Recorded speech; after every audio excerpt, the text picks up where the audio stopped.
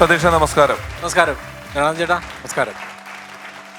സതീഷ് കലാഭവന്റെ കാര്യം പറയുമ്പോൾ ഇവിടുന്ന് ബാക്കിലോട്ട് ഏകദേശം കുറച്ചധികം വർഷങ്ങൾക്ക് മുമ്പ് തൃശ്ശൂർ ഭാഗത്ത് എവിടെയോ ഞങ്ങളുടെ ട്രൂപ്പിന്റെ പ്രോഗ്രാമിന് പോയിരിക്കുകയാണ്. ഞാൻ സലീമേട്ടന്റെ ട്രൂപ്പിലാണ്. സലീമേന്റെ ട്രൂപ്പിന്റെ പ്രോഗ്രാമിന് വേണ്ടി ചെന്നിരിക്കുമ്പോൾ അവിടെ ഞങ്ങളുടെ പ്രോഗ്രാമിന് തൊട്ട് മുമ്പ് ഒരു പയ്യന്റെ മിമിക്രി. ഞങ്ങളൊക്കെ പ്രൊഫഷണൽ ട്രൂപ്പിൽ പോയ ആൾക്കാരാണ്.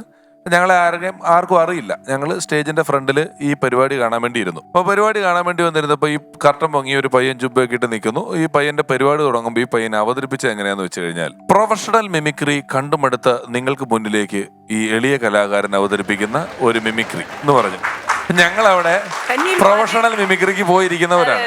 ഇവൻ എന്തോ കൊണ്ട് അങ്ങനെ പറഞ്ഞു. പ്രൊഫഷണൽ ധാരാളം ഒറ്റനവധി പ്രൊഫഷണൽ മിമിക്രികൾ കണ്ടും അടുത്തിരിക്കുന്ന നിങ്ങളുടെ മുന്നിലേക്ക് പറഞ്ഞു. അപ്പൊ എന്റെ ട്രൂപ്പിൽ ഒരുത്തൻ ഇത് ദേഷ്യ അവൻ എന്ത് വർത്താനോ പറഞ്ഞത്, അവനോട് ചോദിക്കണം. നമ്മൾ അങ്ങനെ പ്രൊഫഷണൽ മിമിക്രി കണ്ടും അടുത്തു എന്ന് വേറൊരു മിമിക്രിക്കാരൻ തന്നെ പറയുന്നത് ശരിയല്ലല്ലോ എന്നും പറഞ്ഞ് ഇവൻ വലിയ അസ്വസ്ഥൻ എന്ന് പറഞ്ഞാൽ ഇവനെ ഇന്ന് ചീത്ത വിളിച്ചിട്ടേ ഉള്ളൂ എന്നുള്ള പോലെ പറഞ്ഞു. അപ്പൊ ഞാൻ പറഞ്ഞു, ഇല്ല, അത് ഒരുത്തന്നെ ഒരു അവതരണം പറഞ്ഞതല്ല, അവിടെ ഇരിക്കട്ടെ എന്ന് പറഞ്ഞു. പിന്നെ ഒരു 1/2 മണിക്കൂർ ഇവൻ നിന്ന് പരിപാടി അവതരിപ്പിച്ച് കഴിഞ്ഞ് തീരാറായപ്പം ഇവനെ ചീത്ത പറയണമെന്ന് പറഞ്ഞവനോട് ഞാൻ പറഞ്ഞു, ഇനി അവൻ ചെയ്തതിന്റെ മേളിൽ ഫുൾ ട്രൂപ്പിന്റെ പരിപാടി എങ്ങനെ കൊണ്ടുപോകാന്നുള്ളതിനെ പറ്റി മാത്രം ചിന്തിച്ചാൽ മതി. 1/2 മണിക്കൂറോളം ഇവൻ ഒറ്റയ്ക്ക് നിന്ന് പരിപാടി ചെയ്യുന്നെന്ന് പറഞ്ഞു.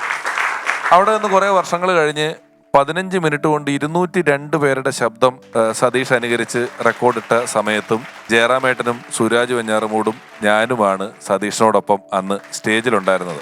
അത്രയും വലിയ വളർച്ചയാണ് അതിനുശേഷം സതീഷ് കലാലോകത്ത് കാണിച്ചിട്ടുള്ളത്. ഒറ്റയ്ക്ക് അഴിച്ചു വിട്ടാൽ എത്ര നേരം വേണമെങ്കിലും നിന്ന് ശബ്ദങ്ങൾ അനുകരിക്കാൻ കഴിവുള്ള ഒരു പ്രതിഭയാണ്. ഇപ്പം സംവിധാനത്തിലേക്ക് ഇറങ്ങിയിട്ടുണ്ട്, അഭിനയത്തിലേക്ക് ഇറങ്ങിയിട്ടുണ്ട്. ഇടയ്ക്ക് വടക്കേ ഇന്ത്യയിലൊക്കെ ചില ഷോകൾ പിടിച്ച് നമ്മളെയൊക്കെ പ്രോഗ്രാമിന് കൊണ്ടുപോകുന്ന ആളാണ്.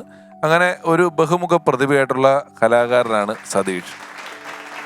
എന്തൊക്കെയുണ്ട് സതീഷ് വിശേഷങ്ങൾ? നല്ല വിശേഷം, സുഖമായിരിക്കുന്നു. പിന്നെ ഇങ്ങനെ നമ്മള് പിഷാരടി ഷോ ഒരു പ്രാവശ്യം 8 വർഷത്തിന് മുന്നാണ് UK നിറസന്ധ്യ പിഷാരടി ഷോ എന്നുള്ള പേരിലാണ് അറിയണത്. അതില് എനിക്ക് അവിടെ നമ്മളൊരു 10-20 ദിവസം അവിടെ ഉണ്ടായിരുന്നു. പിന്നെ ആ 8 വർഷത്തിന് ശേഷം പിഷാരടി ഷോ എന്ന് പറഞ്ഞിട്ട് പിന്നെ ചെയ്യാൻ പറ്റുന്ന ഒരു ഷോയാണ് ഫൺസ് അപ്പോൺ എ ടൈം. വലിയ സന്തോഷം. അതുപോലെ ജനാർദ്ദനൻ ചേട്ടന്റെ ഇവിടെ എപ്പിസോഡുകളിലും മിമിക്രിക്കാരിൽ നിന്ന് സ്ഥിരം കേൾക്കുന്നതാണ്, ജനാർദ്ദനേട്ടന്റെ ശബ്ദം ചെയ്യാണ്ട് ഒരു മിമിക്രിക്കാരൻ തുടങ്ങില്ല. MS തൃപ്പൂണിത്തുറയും ജനാർദ്ദൻ ചേട്ടനാണ് ആദ്യം തുടങ്ങുക. ഞാനും ആദ്യമായിട്ട് ശബ്ദം അനുകരിച്ചത് ചേട്ടന്റെ ശബ്ദമാണ്. അത് ക്ലെയിം ചെയ്യാൻ പറ്റാത്തൊരു മിമിക്രിക്കാരനില്ല. കേരളത്തിലൊരു മിമിക്രിക്കാരൻ ഉണ്ടായിട്ടുണ്ടെങ്കിൽ ആ മിമിക്രിക്കാരൻ അല്ലെങ്കിൽ നമ്മുടെ ബാച്ചിന് മുമ്പുള്ളവരായിരിക്കണം. ആ ബാച്ചിലുള്ളവരൊക്കെ ചിലപ്പം വേറെ പഴയ സാറോ അല്ലെങ്കിൽ അനുകരിച്ചിട്ടുണ്ടാവും. പക്ഷെ എല്ലാവരും നമ്മൾ പലതവണ പറഞ്ഞു ജനാർദ്ദന്റെ ശബ്ദമാണ് അനുകരിച്ചുള്ളത്. സതീഷിന്റെ പുതിയ വിശേഷങ്ങൾ എന്തൊക്കെയാണ്?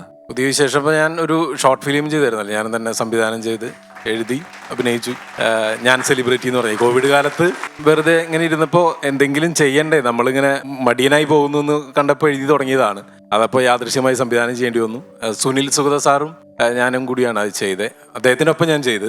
അപ്പോൾ അത് അത്യാവശ്യം നല്ല അഭിപ്രായമൊക്കെ പിഷാരടിയും വിളിച്ചിരുന്ന് നമ്മൾ സംസാരിച്ചിരുന്നു അതിനെക്കുറിച്ച്. അപ്പോൾ എല്ലാവരും നല്ല അഭിപ്രായം പറഞ്ഞു. അപ്പോൾ ഒരു സിനിമ അങ്ങനെ മനസ്സിൽ ഒരു പൂവിട്ടിട്ടുണ്ട്, കായ ആയിട്ടുണ്ട്. അത് പൂവിടുമെന്ന് നോക്കാം.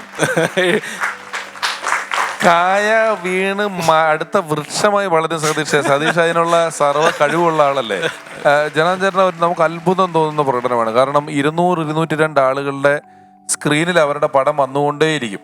ഒരു 5 സെക്കൻഡ് കൊണ്ട് ഈ പടം മാറും. ഈ 202 പേരുടെ ശബ്ദവും തുടർച്ചയായി 15 മിനിറ്റ് കൊണ്ട് അനുകരിച്ച് റെക്കോർഡിട്ടുള്ള ഒരാളാണ് ഈ സതീഷ് എന്ന് പറയുന്ന ആള്.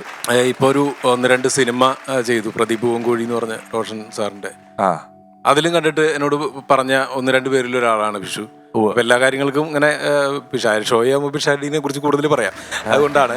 അപ്പോൾ ഏറ്റവും കൂടുതൽ ഈ കലാകാരന്മാരൊക്കെ പുതിയ കലാകാരന്മാരൊക്കെ ആണെങ്കിലും എന്തെങ്കിലും കാര്യങ്ങളുണ്ടെങ്കിൽ കൂടുതൽ അഭിനന്ദനം കൊടുക്കുന്ന ഒരാളാണ്. പിന്നെ ഞാൻ ഇപ്പോൾ ചെയ്തൊരു സിനിമ ചെറിയ വേഷങ്ങളാണ്, ഇതൊന്നും പറയത്തക്കതല്ലെങ്കിൽ നമ്മൾ മിമിക്രിക്കാരൻ നൽകി തുടക്കക്കാരൻ നൽകിയൊക്കെ നമുക്ക് വലിയൊരു കാര്യം. പറയത്തക്കതല്ലാത്തൊരു വേഷം ഇല്ല സതീഷ്. അതെ അതെ, അത് നമുക്ക് പറയാം, നമ്മുടെ സന്തോഷമല്ലേ. അത് നമ്മൾ പറഞ്ഞില്ലേ പിന്നെ ആര് പറയാനാ. ഞാൻ ഓട്ടോറിക്ഷക്കാരൻ്റെ ഭാര്യ എന്ന് പറഞ്ഞ സുരാജേട്ടൻ്റെ സിനിമ, സുരാജേട്ടൻ്റെ ഒരു കൂട്ടുകാരനായിട്ട് അതിൽ സാറുണ്ട്. മാഹിയിലായിരുന്നു ഷൂട്ട്. സാറുള്ളപ്പോൾ ഞാൻ അവിടെ ഉണ്ട്, പക്ഷെ കോമ്പിനേഷൻ ഉണ്ടായിരുന്നില്ല. ഞാൻ സാറ് വന്നിറങ്ങുമ്പോൾ ആ പാലത്തിന്റെ അവിടേക്കുള്ള ഓട്ടോറിക്ഷ ഞങ്ങളുണ്ട്. അതെ അതെ അതെ. പിന്നെ ഇപ്പൊ കൂമൻ എന്ന് പറഞ്ഞ സിനിമയിൽ ജിത്തു ജോസഫ് സാറിന്റെ ഒരു ചെറിയ ഒരു വേഷം ചെയ്തിട്ടുണ്ട്. അങ്ങനെ സിനിമകൾ ഇങ്ങനെ ട്രൈങ് ആണ്. മിമിക്രിയുടെ പരീക്ഷണങ്ങൾ എങ്ങനെയാണ് സതീഷ് ചെയ്തുകൊണ്ടിരിക്കുന്നത്? മിമിക്രിയുടെ പുതിയ താരങ്ങളെ അനുകരിക്കാനായിട്ട് ശ്രമിക്കുന്നുണ്ട്. അതിന്റെ ഭാഗമായിട്ട് നമ്മള് KGF ഇവ ഏറ്റവും ട്രെൻഡാണല്ലോ. KGF നമുക്കറിയാം, അത് ഒറിജിനൽ ശബ്ദമല്ല, അരുണാണ് ശബ്ദം കൊടുത്തുകൊണ്ടിരിക്കണേ. അപ്പോൾ അദ്ദേഹത്തിന്റെ ശബ്ദം ബാഹുബലിയിൽ നമ്മൾ ചെയ്തിട്ടുണ്ട്, 202 ഉണ്ട്. അതിനുശേഷമാണ് KGF. അതിന് ചെറിയൊരു ടോൺ വേരിയേഷൻ മാത്രമേ ഉള്ളൂ. ബാഹുബലിയുടെയും KGF ഇതിന്റെയും. നീ ചെയ്തത് തെറ്റ്. ഒരു സ്ത്രീയുടെ ദേഹത്ത് കൈവച്ചവന്റെ കൈ വിരലുകളല്ല വെട്ടേണ്ടത്, തലയാണ്. മാമ, ആയുധം. ഇതായിരുന്നു ബാഹുബലിയിൽ നമ്മൾ കണ്ടിരുന്നത്. പിന്നെ KGF-ന്റെ violence violence violence I don't like, I avoid, but violence likes me, I can avoid.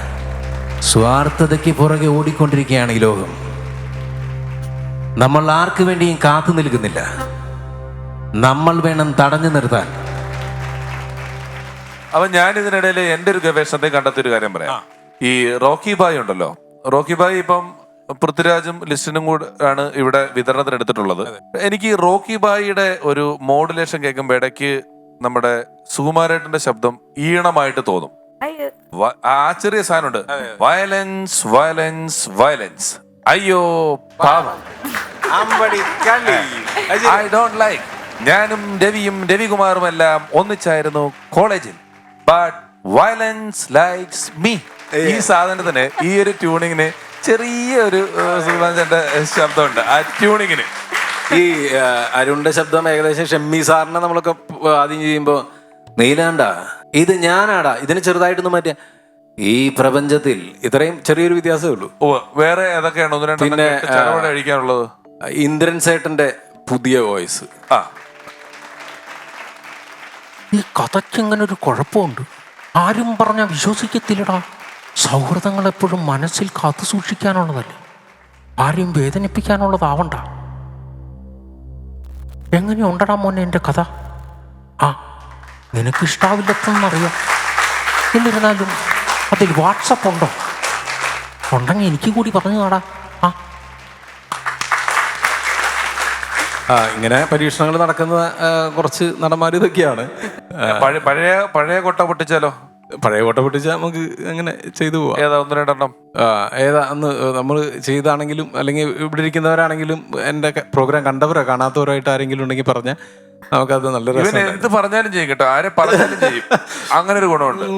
ഞാൻ ഈ ജനാർദ്ദനൻ ചേട്ടൻ്റെ എല്ലാവരും ചെയ്യുന്നതാണെങ്കിലും ഞാനൊക്കെ നമ്മളൊക്കെ ചെയ്യുന്ന വോയിസ് പണ്ടുള്ള വോയിസും പിന്നീടാണ് കൊമേഡിയനായത്. അപ്പോൾ ജനാർദ്ദനൻ ചേട്ടൻ്റെ എനിക്ക് ഏറ്റവും കൂടുതൽ ഇഷ്ടമുള്ള കുറേ സിനിമകളിലെ കുറച്ച് ഇങ്ങനെ എടുത്തെടുത്ത് പറയാം. നമ്മളെല്ലാവരും ചെയ്യുന്ന പോലെ തന്നെ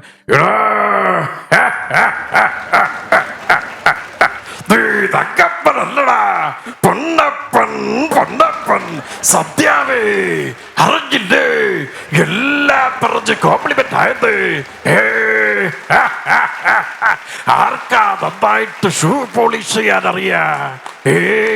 വേണ്ട വേണ്ട, നല്ല വിലപിടിപ്പുള്ള സാധനങ്ങളാ. ഇത് കഴിഞ്ഞിട്ട് നിനക്ക് അടുത്തത് തരാം.